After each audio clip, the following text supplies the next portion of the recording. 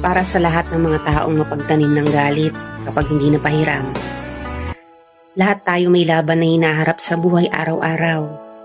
Kung may pagkakataon man na hindi ko kayo napahiram, sorry. Sorry kung sakali man. Minsan, hindi niyo ako malapitan financially. Pero hindi ibig sabihin nun na hindi ako maasahan or madamot akong tao. Minsan meron din akong dinadalang problema na hindi ninyo alam. Kaya huwag sana tayong magtatampo kapag hindi tayo napautang. Nabigyan o napahiram. Hindi yung pagpapautang ang sukatan ng pagiging totoong kadugo o pagkakaibigan.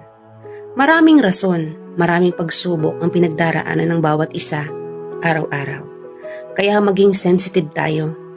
May kanya-kanya tayong laban na hinaharap at haharapin pa. May pinag-iipunan din ako. May daily expenses din ako. May pamilya,